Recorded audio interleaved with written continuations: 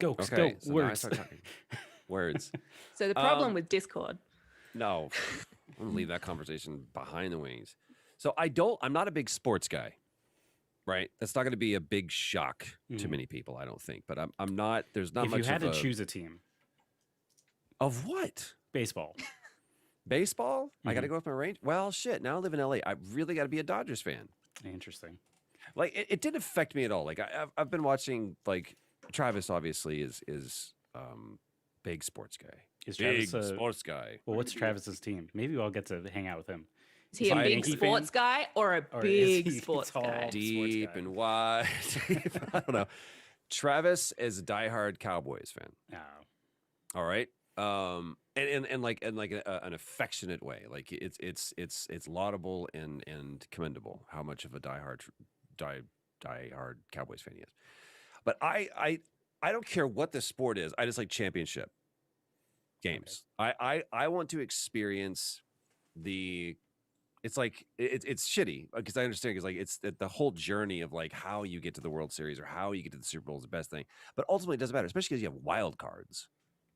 It's like you played shit, but we also did a side game over here that allowed you to just weasel your way on into the be with the best of the best. I don't know if that's how it actually works, but that's just the way that I interpret the rules. So you've got this Super Bowl thing. I'll watch a Super Bowl. Super Bowls are fun. Just to see the best of the best. Boxing is a little bit different for me. I love watching any boxing match because anything can happen. I understand that's the whole slogan with football. American football. This is what prompted this whole conversation, talking about Ted Lasso. I have a tendency to hold off on like when people are like, this show is dropping right now, I've watched every episode. It's like, okay, I'm going to wait until everyone's talking about WandaVision right now and trying to get Pam to watch anything. It's really good. That's what I keep hearing. But I'm trying to get Pam to watch anything that has MCU. She's just like, I want to watch something else. I'm like, okay. Fair enough. So there's been a lot of. What's funny is like we'll watch something like $1 Million Listing. I was like, I do not want to watch a real estate show, and then I got into. Oh, it. it's a real. Yeah, $1 Million Listing. It's fantastic. It became way too scripted, and you're like, you guys are just putting it on. And every person that we work, there's a lot of people in LA that work in real estate that we know. Because it's like you go from hey I wait tables or I'm a bartender and I'm an actor to like well I'm now an accomplished actor I've been a successful actor and so now I also do real estate. I sell That's like mansions. and dude trust me there's been times when I'm like maybe I should get my real estate license just in case. Sold one but- house. Now I'm a real estate agent. Yeah, it's like and by the way you can catch me this Friday on CSI. Didn't I see you as I was a cadaver in 6 Feet Under? That's right. Do you want this house or not? But I've been kind of waiting to see what in this house, as a matter of fact. That's how I got this listing. Watching Ted Lasso, it's brilliant because they do these great little subtle things to. And I heard a lot of people talking about, it's the first show to be like a sports show that kind of doesn't lean on toxic masculinity and actually talks about the problems with that and does it in a very delicate comedic way. And it's great.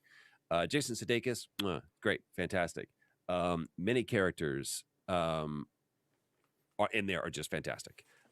Super subtle British comedy, so it's really, really, really good. The good kind. But there are some moments where I was like, that could have been really cheesy, and they just stuck the landing, and it gave me chills. I've been burning through it. So if you haven't watched it, and you need a good feel-good show. You need to be like, I want to be happy right now. Watch Ted Lasso. There you go. That's my endorsement. Boom. There you go. Speaking of sports and winning big time, Troy, do I have a surprise for you? Uh-oh. Are we going to the Super Bowl? I'm lucky in a weird way where for the past 5 years, the cities that I've lived in have always won championships. So Boston, They should hire you. I'm a weird good luck charm. Boston for Can you the 30 imagine that? years, like the Patriots won, I don't think the Bruins won, but the Red Sox won, and they kept doing that. And then the moment I move here, we get Dodgers and our basketball team, Which one? the one where they won, The Lakers. that one. Um, but We I feel like have the other side the of it is Lakers I don't care usually about win though, sports right? usually, okay. but it just so happens whatever city I'm in, they win big time. So Well, then hang I out really with think that me. people should seek you out and be like, That's a sitcom waiting to happen. Yeah. yeah. But then there was that great movie with William H Macy called The Cooler. Mm-hmm. They The Water Boy. don't. You got him. You got him. You're not allowed. You're not allowed to be talking anymore. If ever there was a point to end that conversation, begin. Hello, everybody. Happy Sunday to you. Welcome to Prompt, a community creative event where we get together every week, and a specific or a random person, not even random, we asked you to be here. A person from the community steps forward and says, "Hey, I have a theme." And this theme is chosen by them. And then we spend the next 15, 20, 30 minutes discussing this theme. And then if you're watching this week on YouTube, we're going to set you loose to go throughout the week and find a creative way to express what this theme means to you. And then if you're a part of our Rad Pack, then you're going to hang out here on our Zoom call. We're going to bring you in. And after 30 minutes of pairing you guys together and you guys discussing creative ways to express that, we're going to bring you back in and we're going to all share it together and find out how truly unique, gifted, and talented each of us are. And this is a great opportunity. If you don't think that you're creative, wrong. You are. You absolutely are. Everyone has a talent. And the only difference between talent and skill, by the way, is the amount of time you have applied to that talent to hone it into a skill. Very important. But it's something that it's become a foundational thing of what this platform is all about, which is helping people discover the storyteller that's inside of them, and then every week getting together to exercise that. So we have and I'm glad to see you. You've had a hell of a year as well. You kicked it off super strong. Josie, get in here. Josie. Hi. You know what I love? I love knowing enough about you. So when people say Yossi, I go, no, it's Josie. It only took 3 years. Was it 3 years? I don't remember. This is the other thing that I love about this, though. So look, we have essentially internet known each other for that long, right? Like we've interacted with each other, whether it be through Retro Replay or through cons, or you were at one of the Retro Replay live shows. I think 2 of them actually. Yeah. So, too. but now it's like this last year, especially through this platform, we've like gotten to know each other. And like, that's the thing that I love, is actually developing connections with people beyond just like a screen name. So I was delighted when very quickly I was like, we need to do a prompt. We need to kick off 2021 super strong. And you stepped forward. So I'm very curious to know. First of all, thank you for doing this. And I'm very curious to know, what is our theme for this week's prompt? Thank you for having me. You're welcome. Just to kind of give it a little intro, I was inspired by, just a lot of things I personally went through. A lot of crap from last year, especially. We all together went through a hell of a year with the pandemic and everything that's been going on. And I thought a certain pattern that I noticed in coping with things was appreciation. I found ways to appreciate what was going on and what I still had after going through it. Like, big example, my mom almost died in the hospital from COVID. She was there 13 days. And, but the fact that she wasn't even, and then when she came back, I was like, you know what? I am appreciating her more and more every single day. I'm appreciating every single moment we have, even when we're not getting along. And I appreciate that I still have a job. I lost them for a little while, but then they called me back, and little things like that. Like it goes further back to other things, just everything. There's always something to appreciate within the bad. And I thought that'd be a great theme for today. Oh my gosh. I love that. One thing you're neglecting, and I love this about you, is that in all of the recitation of what has happened to you over the year, you also got COVID. Like this hit you while your mom had COVID. I think you got it first, and then your mom got it. Isn't that correct? Is the timeline for that? Brothers got it. We thought they have asthma, so we thought it was seasonal stuff. Then my mom had it, went to the hospital, found out she had it. Then I got it. Got it. and you were out for like, I think you were the first person that I knew that got it. And I remember when this first thing happened, one of the statistics that they shared is like, someone that you know will get this. And I was like, come on, guys. I know a lot of people, and I can't. I don't even know people who have like the flu. And lo and behold, I think Josie, you were the first. Was like, yo, she needs some love right now because she got COVID. It's like, oh Mm. shit. So you were the first person to kind of make this tangible and real for me, in a time where I was still kind of like, this thing's gonna blow over. This thing isn't that big of a deal, and it's like, man, I was really, really wrong about this. And it's interesting how it can make it very real, when it brings it home when it's someone that you know. But that word appreciation, I love. And by the way, just so you know, I never know what these themes are going to be. None of us here do. Josie's the first one to. She came up with it. She's sharing it with us now. So we're all finding this out in real time. So as everyone who's watching right now is probably scattering around right now, gathering different art supplies, macaroni art, if you want. This is a great time for me to just kind of. I'll tell you, how kind of how that hits me and why that hits me so, specifically right now is like the last 2 weeks of. I read somewhere, and I've been doing a lot of reading about. You, everybody knows me. I'm a junkie for philosophy, and the notion. It's a quote attributed to Buddha.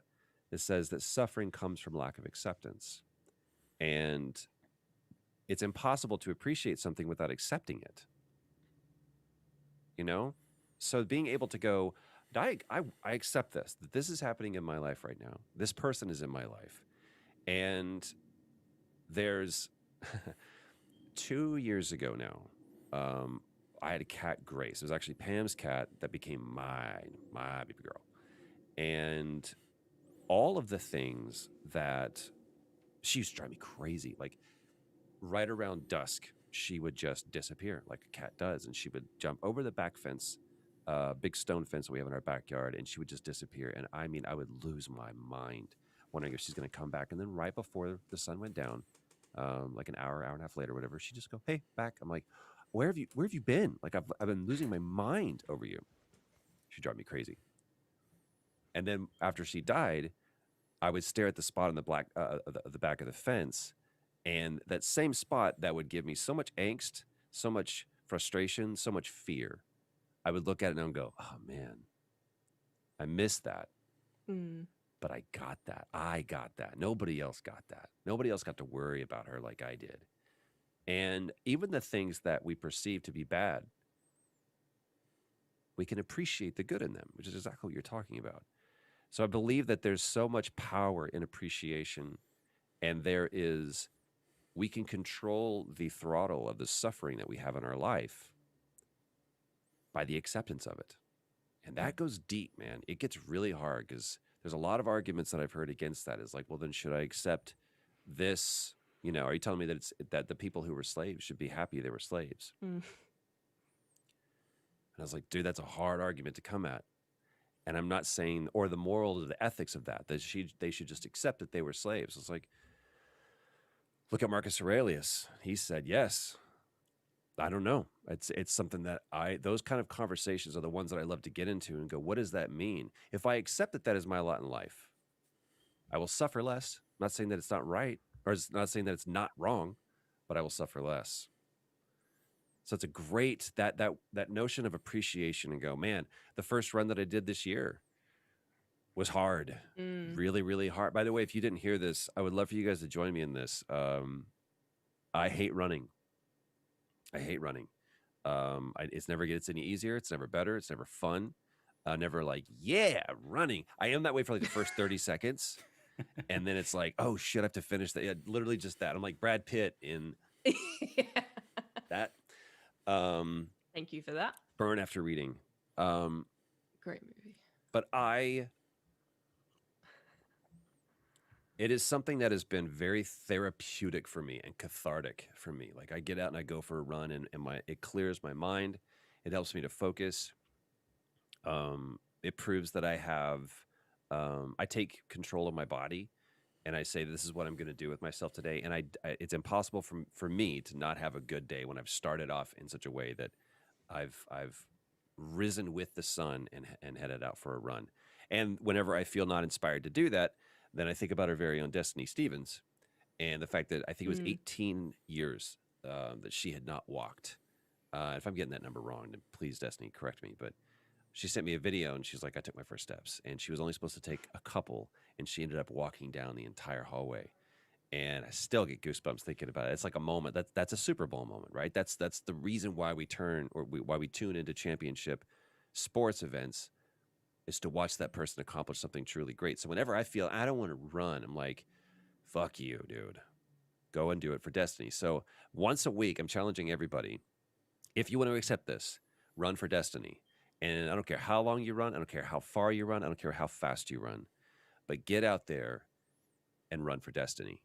We're going to start a Spotify playlist, and I would love for people to add to it so that you can see, what do you run to? And it's going to be weird, man. Like my stuff on there already. There's a Yes. great song by St. Lucia called Help Me Run Away, and it's impossible to not run to it.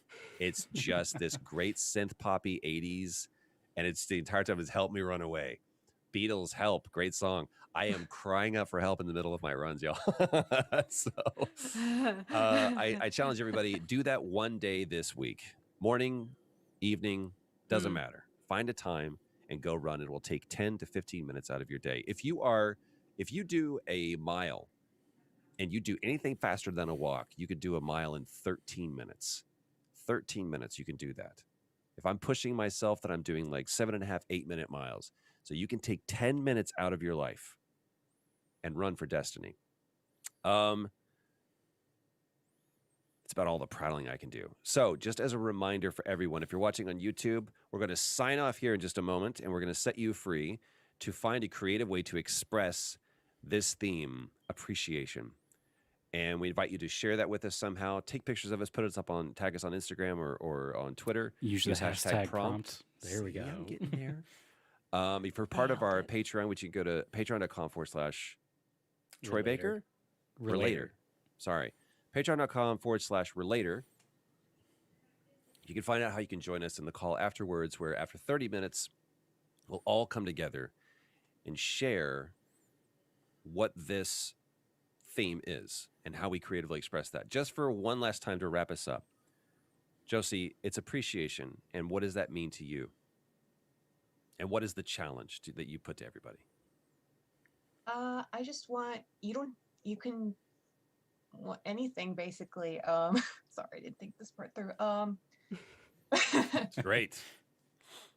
Just whatever your appreciation means to you. It doesn't even have to involve like a bad thing happening in your life, just something in your life that you're appreciated for, whether even if it was just like a 8-hour boring math like study time in the library, but you appreciate it because hey, you passed the freaking test. Like Mm.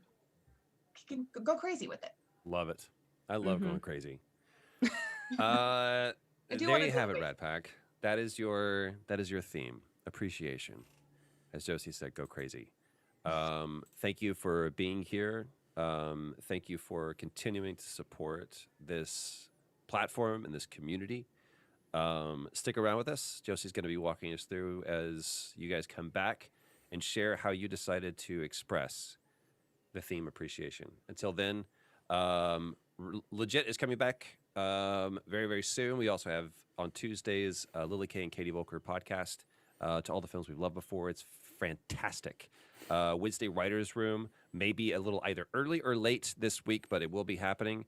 And then we have game nights on Fridays, Which and is you can join turning us to stream nights, stream nights. which Grace and I have started with Portal 2. Love it. Love that you guys are doing that. We have the Daisy Cooking Show that's coming up soon.